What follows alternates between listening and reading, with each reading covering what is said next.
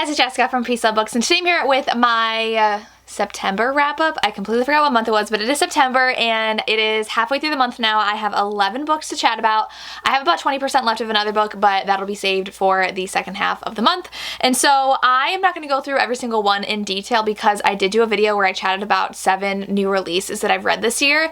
So I talked pretty in depth about what I thought about the books and my ratings. So I only have 4 books I haven't talked about yet on my channel, so I will link that video down below if you want to see everything I thought about the books. I will tell you my rating of the books that I've already chatted about and the general tropes, but I won't get too far into the plot or anything like that. So the first book I read was an arc of Tempting the Player by Rebecca Genshak. This one is a college romance, bodyguard romance. She did not know he was a bodyguard in the beginning, and she is like a pop star, and obviously they start falling in love. I gave this one, I think, 4.5 stars. I don't think it was a full 5-star. I thought they got together a little too early. So 4.5 for this one. I really enjoyed it though. It is, I think, book 4 or 5 in the series. I read it as a standalone. Really great. Check it out. Then I read Shattered Truths by Helena Hunting. This one's also a new adult, and she is a hockey player. He is a figure skater, and he is definitely like boy obsessed and in love the whole time. She is from a poor family and abusive home, so they end up falling in love, and I give this one 4 stars. This one was the least angsty in the series, which is why I didn't love it as much. I wanted a little bit more from the plot. It was literally just in love and obsessed with her the whole time, and I wanted a little bit more angst in it, so 4 stars for this one. Okay, so one I haven't talked about is Wolf by Penelope Black. I was in a very Why Choose mood, and I had this on audio, and I've met Penelope Black in Chicago when I went to that signing, so I was like, I want to pick something up by her. This one is Stepbrother and Mafia, and I was like, sure. This ended up being such a fun, just dramatic time. In the beginning, I wasn't too sure. So I started it, and she always goes to this bar to sing karaoke, and this guy's always there watching her, and I was like, okay. But then she ends up having to move in with her mom's new husband and her new stepbrother. She has more stepbrothers that she hasn't met yet, but this is one stepbrother, and then she realizes they kind of look like they're part of some illegal things, and she's like, is he part of the mafia? I don't know. And then she starts having feelings for her stepbrother, and then things show up at the end, and I'm just like, this keeps on getting messier, more entertaining, and the end is where it starts to turn into a Why Choose romance. So this one is a series. It had a really fun ending, and I'm excited to continue on. I gave it 4 stars. It was nothing like mind-blowing, nothing super emotional or so like beautifully written. It was just a very entertaining Why Choose romance that I had so much fun reading, and I can't wait to continue on in the series.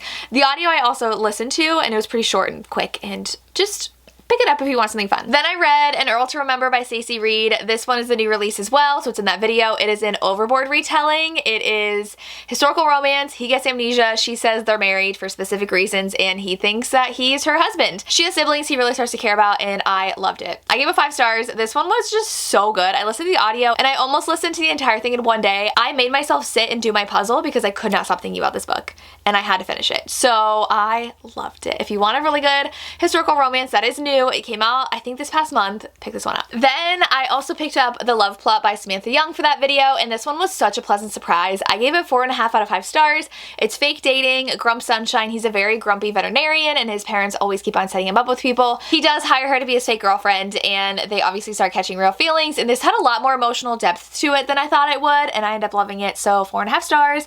The audio was great as well. This I listened to an audio. I just highly recommend picking this up. Then I read Manacled. So Manacled was not in that new releases video. This is definitely not a new release, but it was in an exclusively in its own video. I did an entire reading vlog just reading Manacled, and when I tell you, my life has changed after reading this book. I still think about this. It's been a full week since I've read it. Still think about it. I sobbed at the end of this book, and I don't cry. I never cry reading books. It's very rare that I cry reading a book, and this one had me hysterical. And if you want to see my thoughts, I do have a vlog. I label the spoiler parts in my vlog, so if you haven't read it yet and want to like see what I thought, you can still watch it and just skip the parts that I label spoiler. But it was embarrassing. I could not talk. I was trying to film the clip for like a good 20 minutes, and I literally just like started crying every time I thought about it. And then the next couple days I would see TikToks about it and literally like start crying just thinking about this book.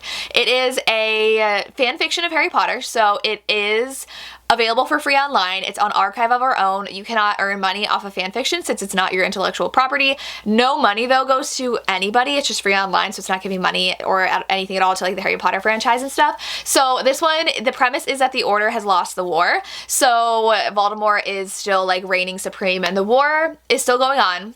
in part of the book.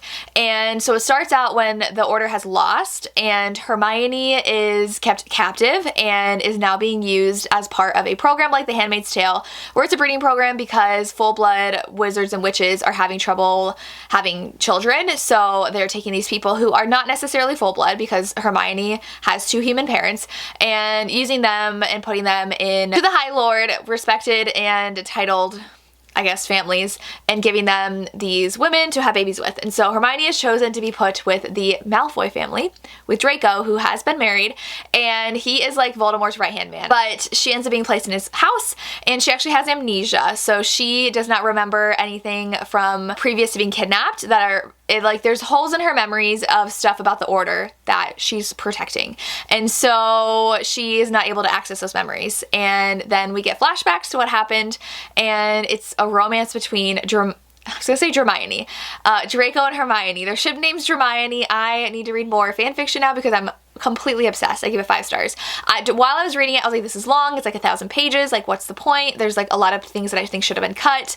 But the ending wrecked me and I gave it 5 stars. I loved it so much, and there was so much purposeful weaving together of a lot of things that blew my mind. And this is so good, and I can't believe this author just like doesn't earn anything off of this book because I know so many people who have read it and it's just so well written and so amazing. So if you haven't read it yet, this is your sign to do that. I am so excited. I'm going to try to read The Auction and Secrets and Masks next. Those are the 2 that most people have told me to read.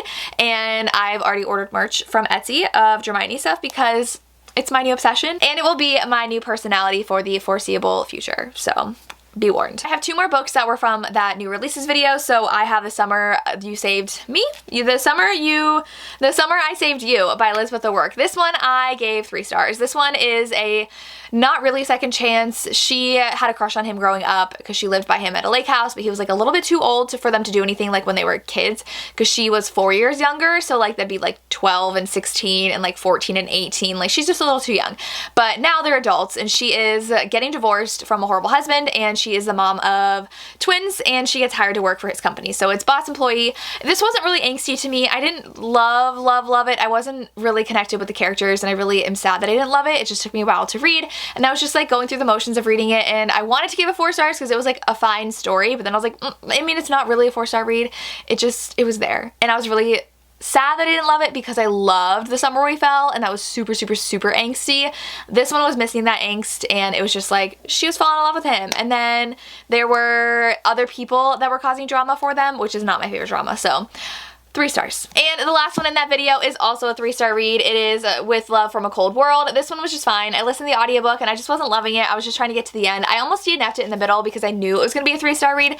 Not bad, but they're co-workers at this like winter wonderland place in Florida, and their boss tells them to come up with a great idea to pretty much save the company, but doesn't like say it's to save the company. It's like, we need to drive more sales in, but it's really to save the company.